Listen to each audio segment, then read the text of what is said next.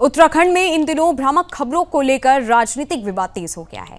हाल ही में ये अफवाह फैली कि मुख्यमंत्री बदले जा रहे हैं। इस खबर के बाद प्रशासन ने 3 पोर्टल संचालकों के खिलाफ मुकदमा दर्ज किया है। ये कदम साफ संदेश देता है कि सरकार अफवाह और भ्रम फैलाने वालों के खिलाफ सख्त है।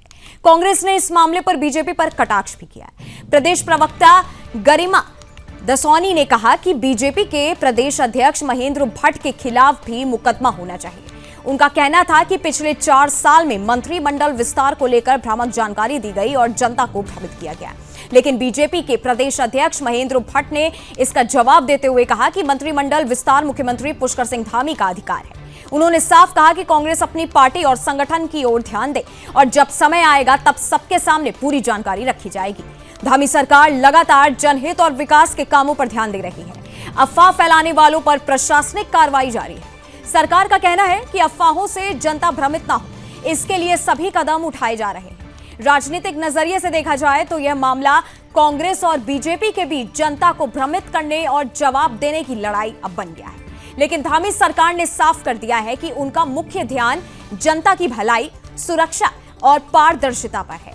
साफ है कि धामी सरकार ने अपने कार्यकाल में भ्रामक खबरों के खिलाफ कठोर रुख अपनाया है और जनता को सही जानकारी पहुंचाने के लिए हर कदम उठाया गया है। इस पूरे घटनाक्रम से यह संदेश मिलता है कि राज्य में राजनीति अफवाहों से नहीं, काम और जवाबदेही से चलेगी।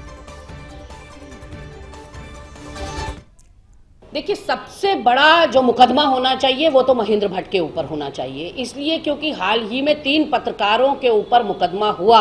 एक भाजपा का प्रतिनिधिमंडल देहरादून कप्तान से मिला और उन्होंने 3 पोर्टल्स की शिकायत करते हुए 3 पत्रकारों के ऊपर मुकदमा करने की गुजारिश करी। एक तहरीर उनके खिलाफ दी कि इन्होंने भ्रामक खबर चलाई है कि मुख्यमंत्री प्रदेश का बदली होने वाला है और अकॉर्डिंग टू द कप्तान उन्होंने ये कहा कि इससे आपदाग्रस्त क्षेत्र जो हैं प्रभावित होते हैं ऐसी भ्रामक खबरों से।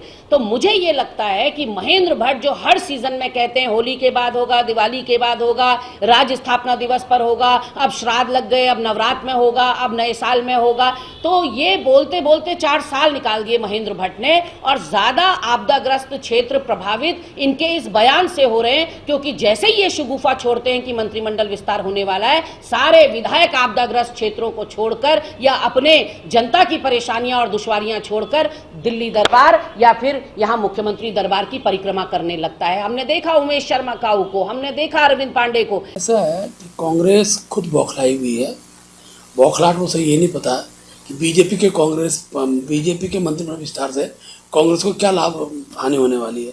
कांग्रेस अपने संगठन विस्तार पर ध्यान दे, इसलिए मुझे इस पर कोई टिप्पणी नहीं करनी है। कांग्रेस का अपना संगठन दुरुस्त नहीं है, कांग्रेस का नेतृत्व विहीन कांग्रेस और क्या अपनी चिंता करें।